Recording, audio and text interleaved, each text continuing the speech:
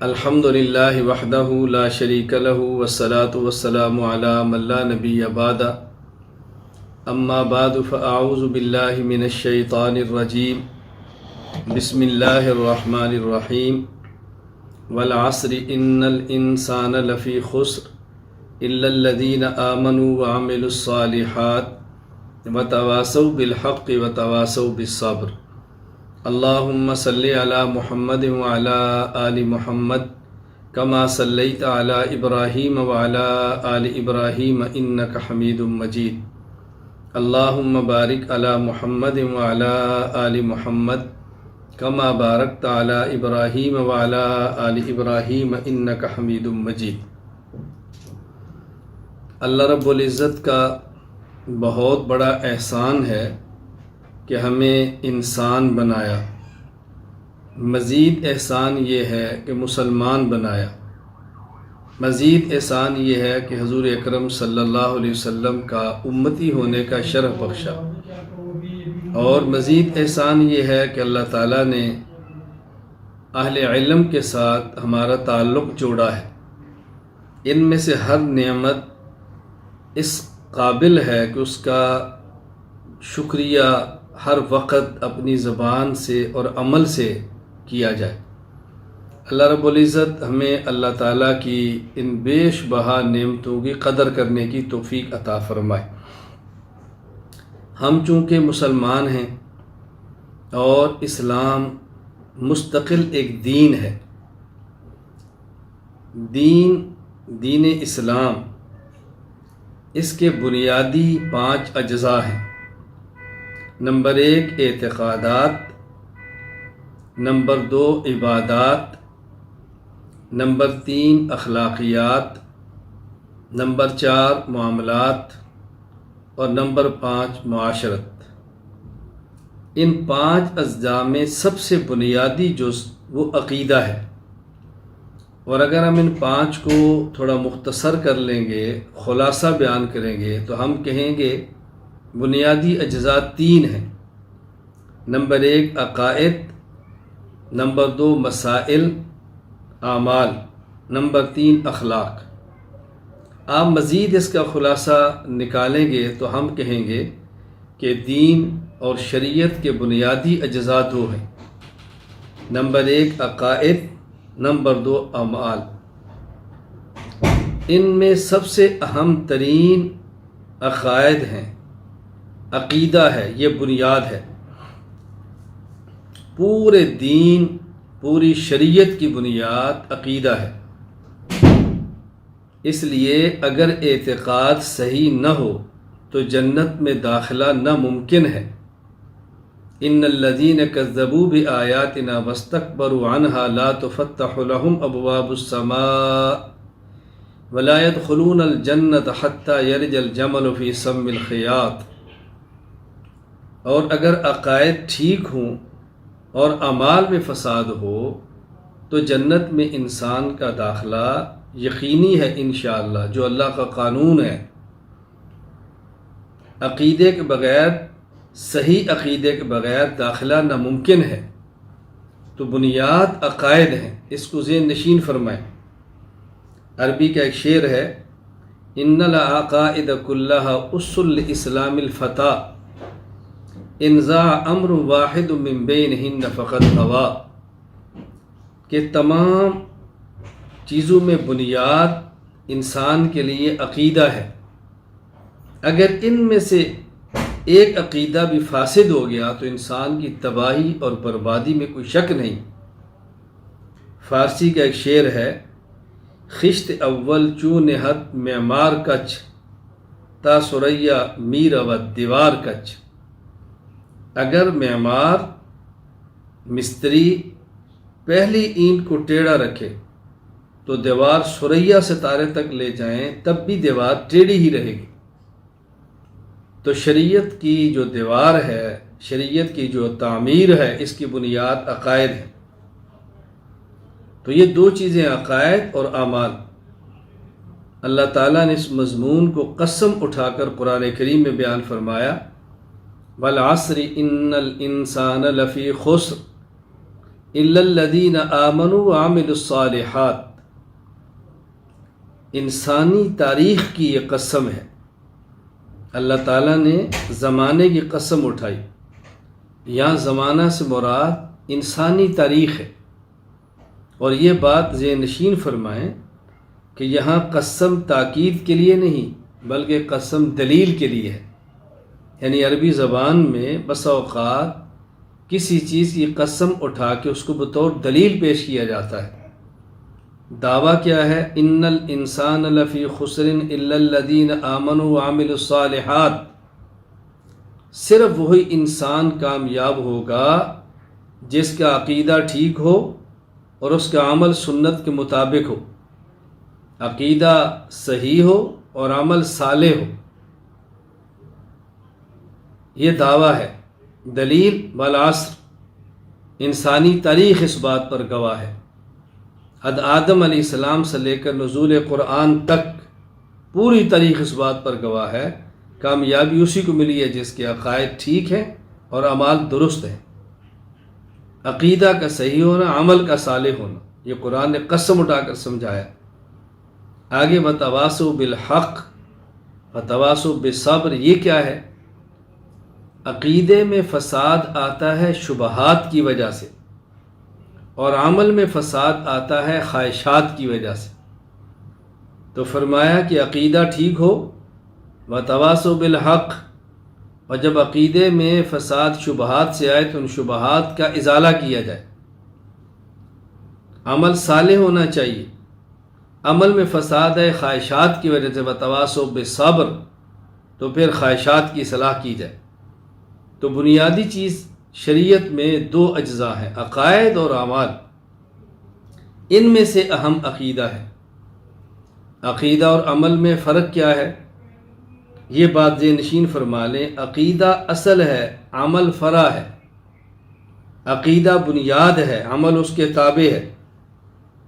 اور جو اصل اور فرع میں فرق ہوتا ہے وہی عقیدہ اور عمل کے اندر فرق ہے۔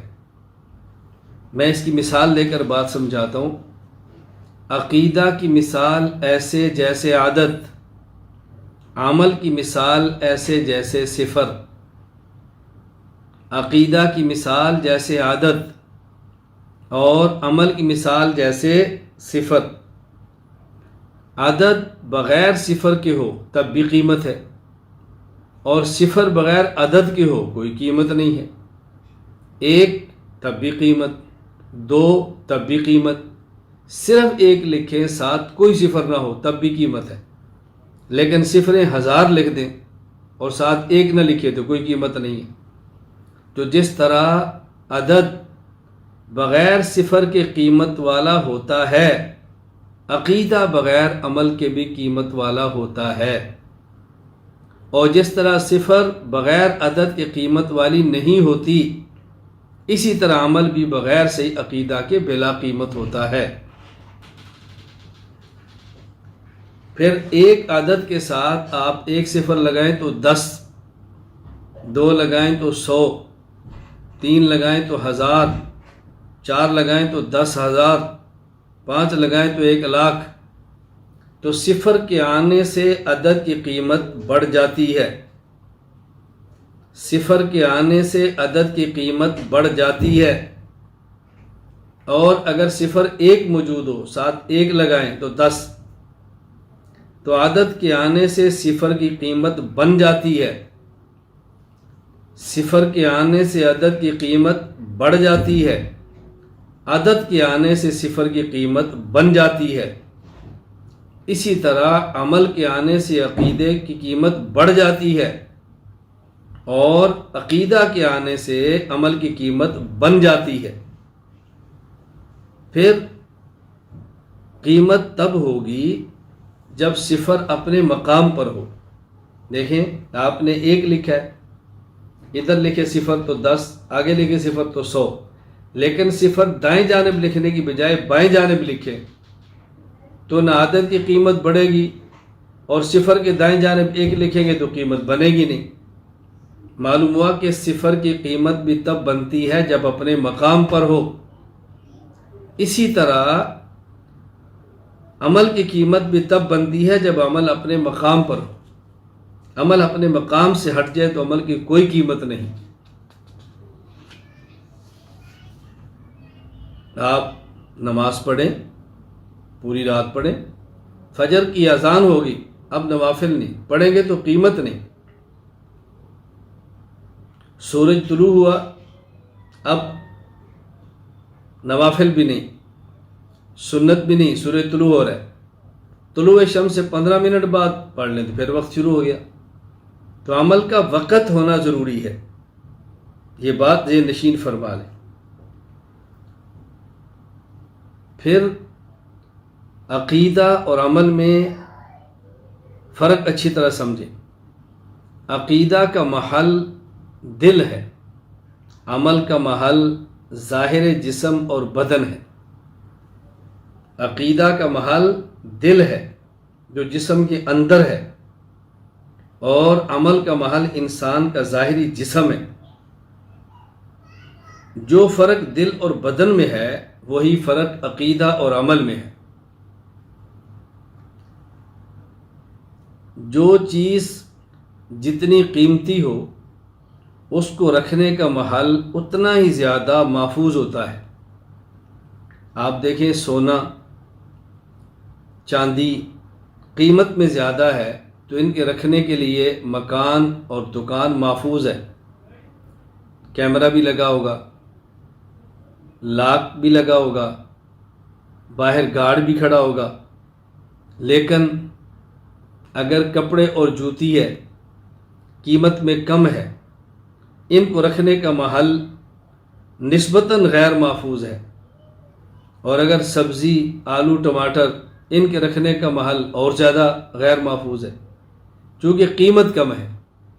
تو جو چیز جتنی زیادہ قیمتی ہو اس کو رکھنے کا محل اتنا ہی زیادہ محفوظ ہوتا ہے۔ عقیدہ چونکہ قیمت میں زیادہ ہے، اس کے رکھنے کا محل دل ہے جو کہ محفوظ ہے، اور اعمال قیمت میں کم ہیں تو ان کے رکھنے کا محل ظاہر بدن ہے جو کہ نسبتاً غیر محفوظ ہے۔ اسی طرح بات سمجھیں، اگر دل کے کچھ اجزاء کاٹ دیں تو انسان زندہ نہیں رہتا، لیکن جسم کے کچھ اعضاء کاٹ دیں تو انسان زندہ رہتا ہے۔ دل کے کچھ اجزاء کاٹ دیں تو انسان زندہ نہیں رہتا، اور اگر کچھ اجزاء جسم کے کاٹ دیں، ناک کٹ جائے انسان زندہ، ہاتھ کٹ جائے انسان زندہ، پاؤں کٹ جائے انسان زندہ۔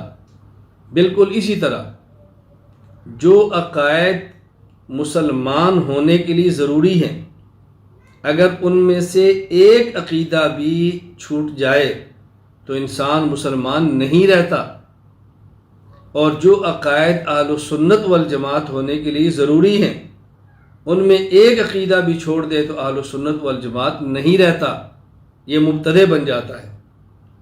تو جس طرح دل کے اجزاء میں سے ایک جز بھی کاٹ دیں انسان زندہ نہیں رہتا، اور ظاہر جسم کے کئی اجزاء کاٹ دیں انسان تب بھی زندہ رہتا ہے۔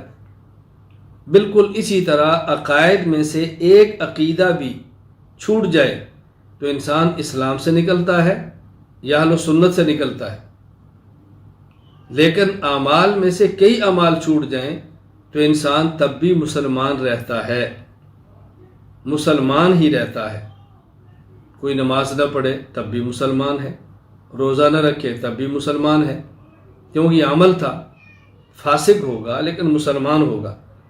اللہ تعالی ہمیں یہ بات سمجھنے کی توفیق عطا فرمائے۔ میں نے آپ کی خدمت میں پہلی بات یہ عرض کی ہے کہ شریعت کے بنیادی اجزاء 5 ہیں: اعتقادات، عبادات، اخلاقیات، معاملات اور معاشرت۔ ان کا خلاصہ اجزاء 3 ہیں: عقائد، اعمال، اخلاق۔ خلاصے کا خلاصہ بنیادی اجزاء 2 ہیں: عقائد اور اعمال۔ ان میں سب سے اہم چیز عقیدہ ہے۔ عقیدہ ٹھیک ہوگا تو عمل قبول ہوگا، عقیدہ ٹھیک نہیں ہوگا تو عمل بھی قبول نہیں ہوگا۔ کتنی اہم چیز عقیدہ ہے، کتنی اہم چیز۔ ایک طرف شریعت نے عقائد کو اتنی اہمیت دی ہے اور ایک طرف ہمارا طرز عمل ہے۔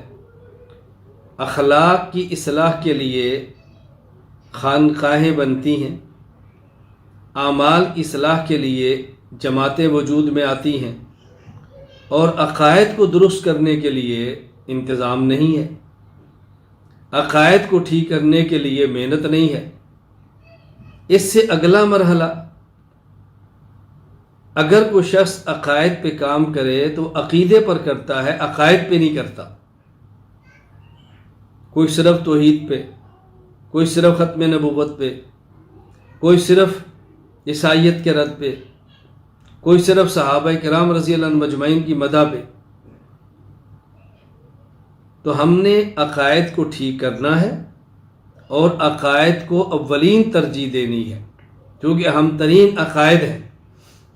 اور اس سے اگلا مرحلہ اور المیہ یہ ہے کہ عقائد کے کام کو فساد سمجھا جا رہا ہے، عقائد کے کام کو شرارت سمجھا جا رہا ہے، عقائد پر گفتگو کو مناظرہ بازی کا نام دے کر مسترد کیا جا رہا ہے۔ یہ مناظرہ بازی ہے، یہ شریعت میں نہیں ہے۔ انا للہ و انا الیہ راجعون۔ بات سمجھنے کی کوشش کریں۔ مناظرہ ایک الگ چیز ہے۔ ہمارے ہاں آن لائن تخصص فی العقائد الاسلامیہ شروع ہے، میں نے اس پر اصول مناظرہ تفصیل کے ساتھ پڑھا ہے، آپ اس کو سماعت فرمائیں، اور انشاءاللہ ہفتہ سے اصول عقائد پر تفصیل سے سبق ہوگا، اصول عقائد پر بات ہوگی، عقائد پڑھائے جائیں گے۔ میں تو آپ سے گزارش کروں گا کہ جو آپ میں اہل علم ہیں تخصص فی العقائد الاسلامیہ میں داخلہ لیں، ہفتہ میں 2 دن، وہ بھی صرف 2 گھنٹے، ہفتے کی رات اور اتوار کی رات، ہندوستان کے وقت کے مطابق رات 9:30 سے لے کر 11:30۔ کوئی مشکل نہیں ہے، آرام سے وقت نکال سکتے ہیں۔ کبھی الجھن ہو تو بعد میں ریکارڈنگ سن سکتے ہیں، فائل آپ کے پاس ہوگی۔ عقائد کو پڑھیں، سمجھیں، اس پر محنت کریں اور بنیاد بنا کر اس پر کام کریں۔ تو عقائد کو ترجیح دینی چاہیے تھی۔ کوئی نہیں، ہماری کمزوری ہے، ہم نے اس کمزوری کو دور کرنا ہے، اپنی کوتاہی کو ختم کرنا ہے۔ آپس میں تبصرے کرنے کی بجائے ہم نے کام کرنا ہے، ہم نے کام کو مشاورت کی بنیاد پہ لانا ہے، تبصروں کی بنیاد پہ نہیں لانا۔ تو میں عرض کر رہا تھا کہ بنیادی چیز عقائد ہے، عقائد کو سمجھیں۔ پھر عقائد کی 2 قسمیں ہیں، بعض ہیں عقائد قطعیہ اور بعض ہیں عقائد ظنیہ۔ یہ ہماری مجلس مختصر ہے، میں تفصیل سے اس پہ بات نہیں کر رہا کہ عقائد قطعیہ کی کتنی قسمیں ہیں، عقائد ظنیہ کی کتنی قسمیں ہیں۔ میں صرف یہ عرض کر رہا ہوں کہ عقائد کی بنیادی طور پر 2 قسمیں ہیں، عقائد قطعیہ اور عقائد ظنیہ۔ جو عقیدہ دلیل قطعی سے ثابت ہے وہ عقیدہ بھی قطعی ہے، اس کا انکار کفر ہے، دائرہ اسلام سے بندے کو نکال دیتا ہے۔ اور جو عقیدہ دلیل ظنی سے ثابت ہے وہ عقیدہ بھی ظنی ہے، اس کا انکار اور ترک انسان کو اہل سنت والجماعت سے نکال دیتا ہے۔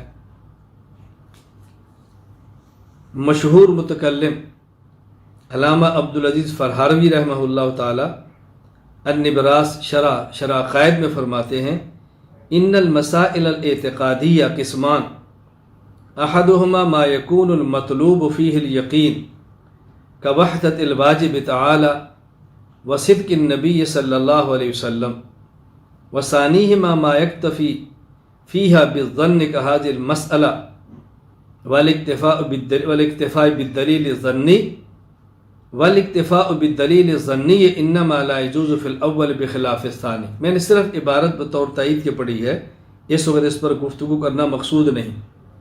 تو بعض دلائل وہ ہیں جو قطعی ہیں، ان سے جو عقیدہ ثابت ہوگا وہ قطعی ہوگا، بعض دلائل ظنی ہیں، ان سے جو عقیدہ ثابت ہوگا وہ عقیدہ بھی ظنی ہوگا۔ بہرحال عقائد قطعی ہوں یا عقائد ظنی ہوں، ان کو سمجھنا بہت ضروری ہے، ان کو پڑھنا بہت ضروری ہے، ان کی اشاعت بہت ضروری ہے۔ ان پر ہونے والے شبہات کا ازالہ کرنا بہت ضروری ہے۔ تیسری بات، اپنے عقائد کی بنیاد پر خود کو حق پر سمجھنا ضروری ہے۔ اپنے عقائد کی حقانیت کا یقین ہونا ضروری ہے۔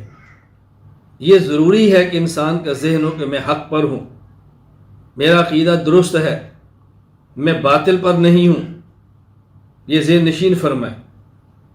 امام زین الدین بن ابراہیم المعروف ابن نجیم الحنفی رحمہ اللہ تعالی، وفات سن 970 ہجری، الاشباح والنظائر علی مذہب ابی حنیفۃ النعمان، اس میں فائدہ فی اعتقاد الانسان فی مذہبہ و مذہب غیری کتاب فرماتے ہیں، اذا سئلنا عن مذہبنا و مذہب مخالفینا فی الفروع یجب علینا ان نجیب بان مذہبنا صواب یحتمل الخطا و مذہب مخالفین خطأ یحتمل الصواب، لأنک لو قطعت القول لما صح قولنا ان المجتہد یخطئ و یصیب، واذا سئلنا عن معتقدنا ومعتقد خصومنا فی العقائد یجب علینا ان نقول الحق ما نحن علیہ والباطل ما علیہ خصومنا۔ ایک ہے عقیدے کا اختلاف اور ایک ہے مذہب کا اختلاف۔ فرماتے ہیں عقیدے کے بارے میں یہ ضروری ہے کہ کہے حق وہ ہے جس پر ہم ہیں، اور باطل وہ ہے کہ جس پہ کوئی دوسرا اور غیر آدمی ہے۔ باطل دوسرا ہے اور ہم حق پر ہیں۔ اور ایک ہے مذہب، اجتہادی مسائل، اس میں ہم کہتے ہیں کہ ثواب ہمارے ساتھ ہے، خطا دوسرے کے ساتھ ہے، اور ہمارے مذہب میں بھی خطا کا احتمال ہے، دوسرا خطا پر ہے لیکن اس میں درست ہونے کا بھی احتمال ہے، جس طرح امام ابو حنیفہ رحمہ اللہ، امام مالک رحمہ اللہ، امام شافعی رحمہ اللہ، امام احمد بن حنبل رحمہ اللہ، یہ چار مذاہب ہیں، ان میں اختلاف حق اور باطل کا نہیں ہے، حق اور خطا کا ہے۔ اور جو دیگر ہمارے اختلافات ہیں باطل فرقوں سے، وہ حق اور باطل کا اختلاف ہے۔ اس لیے عقیدے کے بارے میں یہ بات کہنا ضروری ہے کہ ہم حق پر ہیں اور ہمارا مخالف باطل پر ہے، یہ اعتقاد رکھنا از حد ضروری ہے۔ یہ بات ذہن نشین فرما لیں۔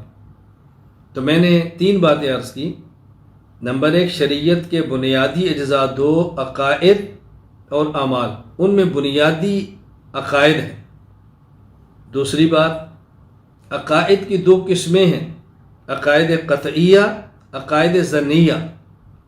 عقائد قطعیہ کی بنیاد پہ انسان مسلمان ہے اور انکار پہ کافر ہے۔ عقائد ظنیہ کی بنیاد پہ اہل سنت والجماعت ہے اور انکار کی بنیاد پر اہل بدعت ہے۔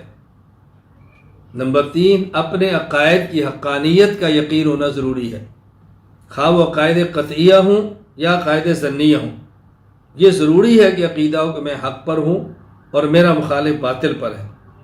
یہ 3 چیزیں بنیادی ہیں جو میں نے آپ کی خدمت میں عرض کی ہے۔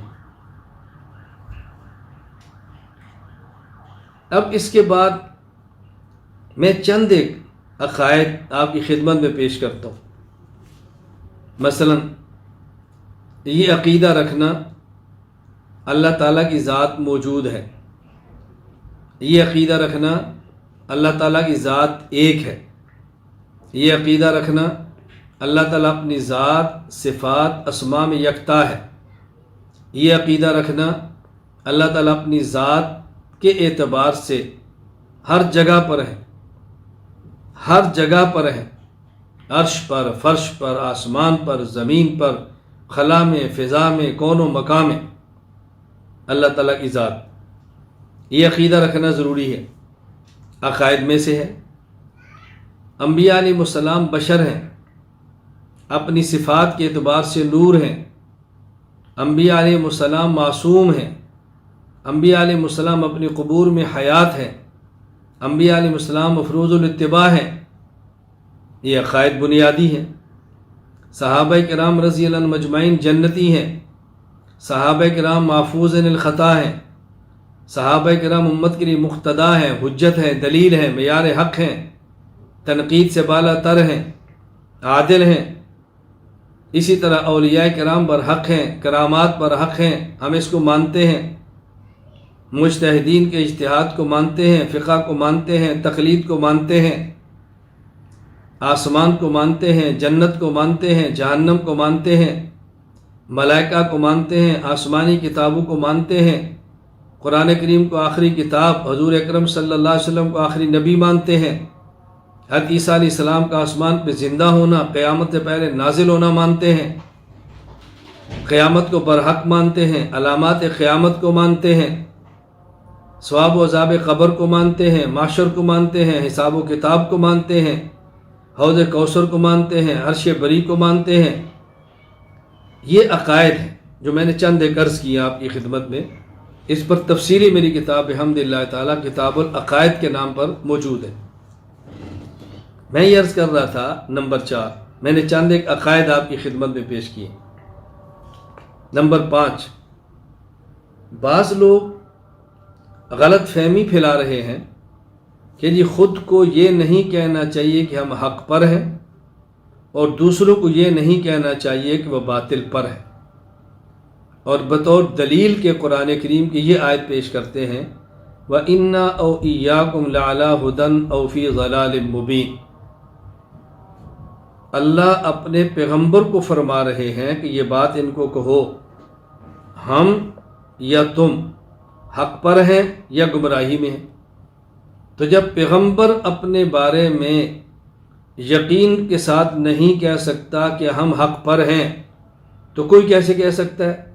الیاذ باللہ، الیاذ باللہ، الیاذ باللہ۔ ایسی فہم، ایسے علم، ایسی عقل پر ماتم کرنے کو جی چاہتا ہے۔ قرآن کریم کو سمجھے نہیں، کتنی غلط بات کہہ دی۔ میں تفصیل سے اس پر بات نہیں کر رہا، اس پر مستقل استفتاء کی صورت میرا جواب موجود ہے، دلائل موجود ہے بہت بڑی تعداد میں، کہ یہ بات قرآنی آیات سے ثابت ہے کہ بندہ خود کہ میں حق پر ہوں اور دوسرے باطل پر ہیں۔ یہ بات اچھی طرح ذہن نشین فرما لیں، اچھی طرح ذہن نشین فرما لیں۔ کیا حضرت رسول اللہ صلی اللہ علیہ وسلم حدیبیہ کے موقع پہ صلح کی شرائط لکھ رہے ہیں تو عمر نے کیا کہا؟ السنا بالحق، السنا علی الحق، کیا اللہ کے نبی میں حق پر نہیں؟ فرمایا بلا، کیوں نہیں حق پر؟ خیر، میں عرض کر رہا تھا اس غلط فہمی کو سمجھیں۔ میں فی الوقت اسی آیت کے حوالے سے بات کرنا چاہتا ہوں۔ اس آیت کو دیکھیں تو مفسرین کرام رحمہ اللہ تعالیٰ نے اس آیت کی جو تفصیل بیان کی ہے، تفسیر بیان کی ہے، وہ کیا ہے؟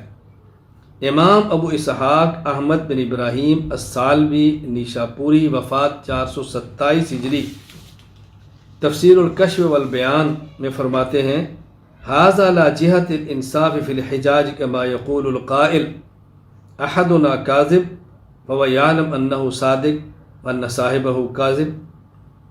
حضرت فرماتے ہیں یہ بالکل ایسی ہے جس طرح گفتگو کرتے ہوئے ایک بندے کو یقین ہوتا ہے کہ میں سچا ہوں، مخالف جھوٹا ہے، لیکن وہ گفتگو میں طرز کیا اختیار کرتا ہے کہ دیکھو اس میں تمہارا دعویٰ یہ ہے، میرا دعویٰ یہ ہے، دونوں سچے نہیں ہو سکتے، یا تم سچ ہو یا میں سچا ہوں، جھوٹا تو ایک ہوگا۔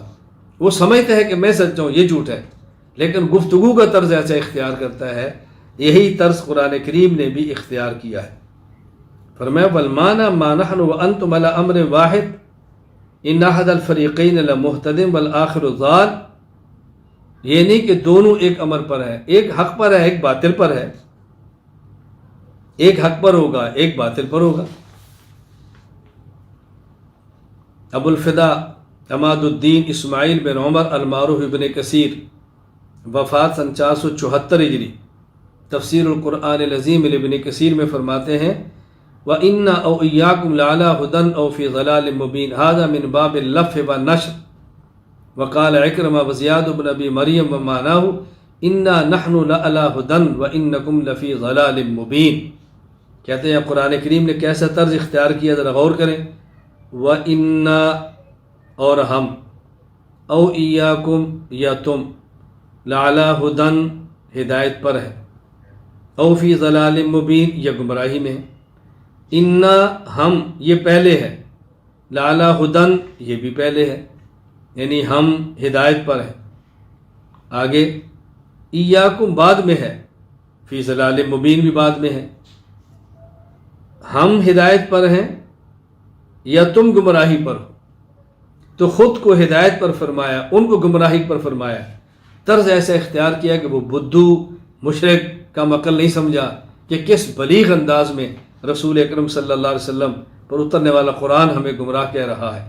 سبحان اللہ۔ امام علی بن محمد المعروف خازن، وفات سن 725 ہجری، تفسیر خازن میں فرماتے ہیں وَإِنَّا أَوْ إِيَّاكُمْ لَعَلَىٰ هُدًى أَوْ فِي ضَلَالٍ مُّبِينٍ، معناه ما نحن وأنتم على أمر واحد بل أحد الفريقين مهتد والآخر ضال وهذا ليس على طريق الشك بل جهة الإلزام والإنصاف الحجاج۔ یہ جو قرآن کہہ رہا ہے نا وَإِنَّا أَوْ إِيَّاكُمْ، یہ شک کی بنیاد پہ نہیں ہے، یہ الزام اور حجت کے تام ہونے کی بنیاد پر ہے۔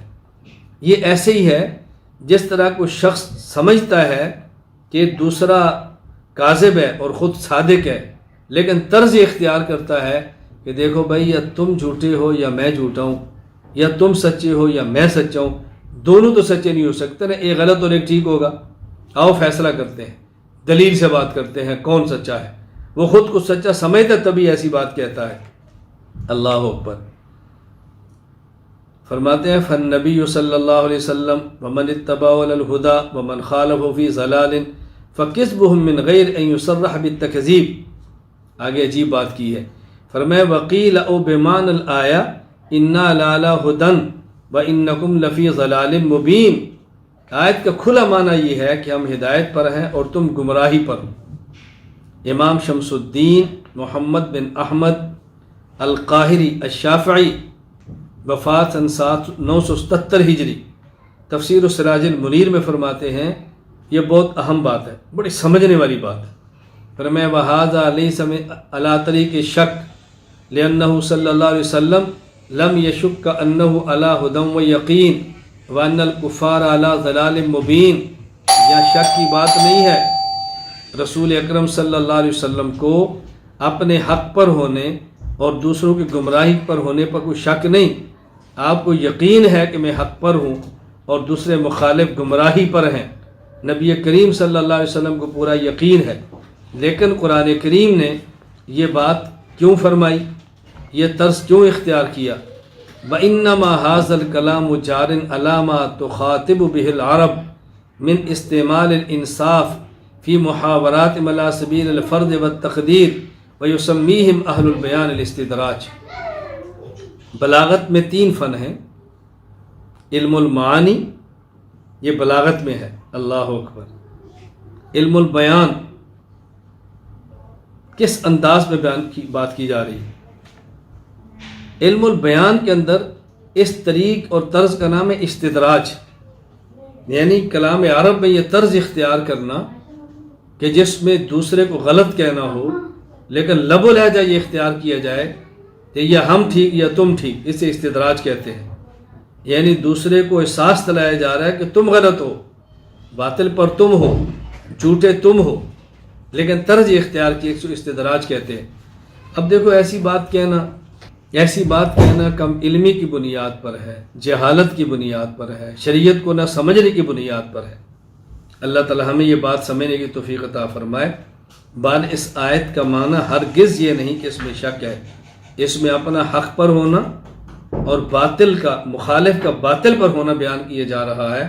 اللہ کے لیے آیت کو سمجھو، قرآن کریم کو سمجھو۔